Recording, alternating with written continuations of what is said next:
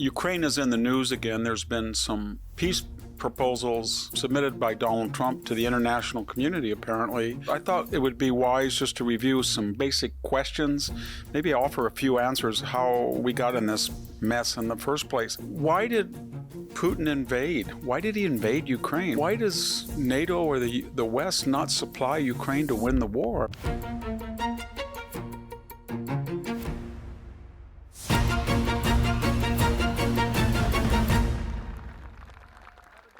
Hello, this is Victor Davis Hanson for the Daily Signal. Ukraine is in the news again. There's been some peace proposals submitted by Donald Trump to the international community, apparently. A lot of hysteria, a lot of controversy, whether they were too lax, too strong, too punitive, not punitive enough vis-a-vis Russia. But I thought it would be wise just to review some basic questions, maybe offer a few answers how we got in this mess in the first place. So, why did Putin invade? Why did he invade Ukraine? Well, he invaded Ukraine because of two reasons. One, there was no deterrence. He had invaded Ossetia in 2008 during the weakened lame duck Bush administration and Georgia. 2014, he felt that Barack Obama, especially after the hot mic exchange in Seoul, South Korea in 2012, wouldn't do anything. And he was right. So he took the Crimea and he took the Donbass. And then in 2022, in February 24th, he invaded again. Why? Because there was still that lack of deterrence. Joe Biden said his reaction would depend on whether it was a major or minor invasion. He'd been very weak on hacking. He said, if you're going to hack, do not hack particular humanitarian sites.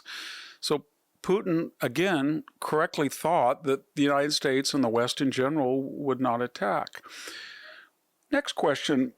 Why does he keep fighting? This has been going on for 4 years. We don't know what the dead, wounded, and missing, that is, the total casualties are. It could be over 1.5 million. Russia may have lost 1 million dead and wounded alone. So why is he doing this?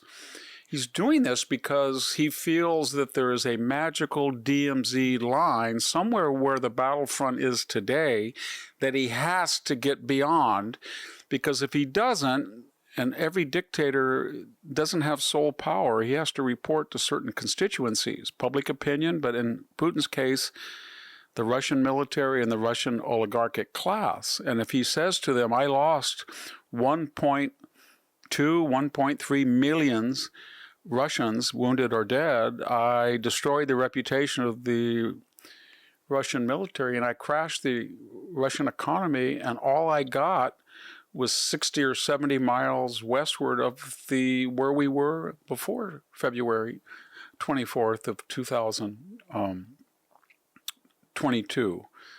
That's not enough. So he's trying to push westward.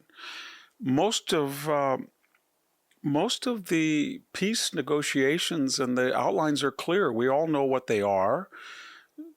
Putin can tell the Russians, his constituencies, I institutionalized my theft of Crimea and Donbass. I moved westward somewhat. I ensured that Zelensky and the Ukrainians would not be in NATO. And Zelensky's going to say, I'm a hero. He wanted the whole country. He only got 10% more than he did when he invaded in 2022. We stopped him. And we're going to be in the EU. We may not be in NATO, but we stopped him. And he suffered 4 times the amount of casualties that we did. So they each think they can win. And what is the dispute left about? Ukraine's not going to be in NATO. Putin knows that. All it is where is the DMZ? Does Putin get to push areas westward that Ukrainians are currently in and fighting successfully, and he can't dislodge, or not? So that's what that's what the dispute is over. And the security guarantees. If Ukraine is not in NATO, how can it defend the next invasion from Russia? Well, it's the greatest military in Europe right now. It's battle hardened. It's got a huge army. It's well supplied. Will that continue? Will the EU or NATO continue to arm it? Will the United States back them up in extremis? That's the only two issues: security guarantees and where we draw the DMZ line. why does NATO or the West not supply Ukraine to win the war? I mean, give them Tomahawk missiles, we're told. Give them F-16s. Russia's on the ropes. And the reason is that Putin engages in nuclear blusters. He has 6,000 nuclear weapons. So from time to time, a Russian oligarch, a Russian media host, Putin's inner circle say, we're going to use a nuclear weapon if you do this or that. And we recoil. No Tomahawks are willing to use a nuclear weapon. 98% of that is bluff. 2% may not be. And nuclear poker, you can't take those odds. So that is one reason why we have restricted. The other is the MAGA brand. I mean, there's a base of Donald Trump support that says we don't want forever wars. Don't get involved. We don't want advisors. We don't want anything. We've given $170 billion. That's enough. There's realists who say we have to think of the geostrategic consequences. We want to play Russia off against China. We don't want them to join. We want to go back to history, Henry Kissinger's paradigm. No better friend are we to Russia than we are to China, and vice versa. There's a lot of people in the United States that may be pro-Putin. They feel, well, you know, he's fighting for the West. No DEI, no trans. He's no more corrupt than Zelensky is. So I don't know if that is. There is a sizable constituency says the borders always change over there. This was all part of the Soviet Union. Ukraine was created in 1939 when Stalin ganged up against the West with Hitler and got what is now Western Ukraine, which used to be for 1,000 years Christian, Polish-speaking Poland. And it was ethnically cleansed during World War II, and the Soviets never gave it up, and they gave the post-war agreements gave Poland parts of Pomerania and East Prussia in compensation. As far as the Donbass area, that was an inter-Soviet jurisdictional matter. We'll let Ukraine be semi-autonomous on this border so they don't have a national liberationist front or something. Crimea, it's been Russian since 1783. So a lot of Americans say, we don't want countries coming in here and discussing our changing borders with Mexico, so we don't want to get involved at all. I think that's why NATO hasn't used its full powers to defeat Russia, which it could vis-a-vis this proxy. Why do we support Ukraine? A lot of people say we should support Russia. Well, Ukraine was invaded. Russia wasn't invaded. Russia was the aggressor. We like to support the underdog. And Ukraine is quasi-European. It's corrupt, but it's quasi-European and quasi-Western.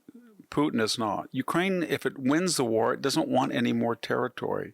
If Putin wins the war, he wants to continue going.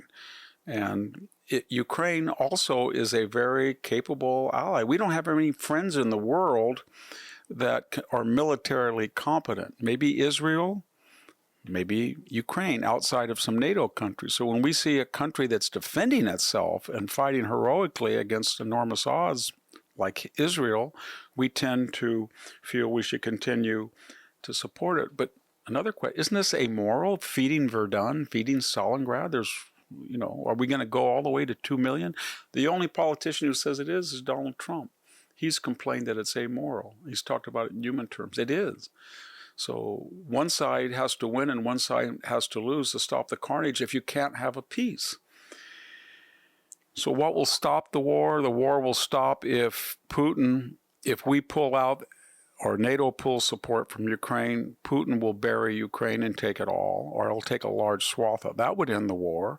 Or if we continue to give aid to Ukraine and Putin at some magical point feels he can't win, and he's removed from office, or his autocratic successor feels that they can't win, they might have a negotiation. Or, as I said at the beginning, if Putin feels that he gets a little bit more westward than the current battle line and they agree on the other terms which we reviewed, then he'll probably say, for now, I got a lot for Russia, and we're beyond where the fighting is now, we're westward of that. All in all, it's a mess, and it's a reminder that when you lose deterrence, wars follow. If you want peace, the Romans said, prepare for war. Thank you very much. This is Victor Davis Hanson for the Daily Signal. Thank you for tuning in to the Daily Signal. Please like, share, and subscribe to be notified for more content like this. You can also check out my own website at victorhanson.com and subscribe for exclusive features in addition.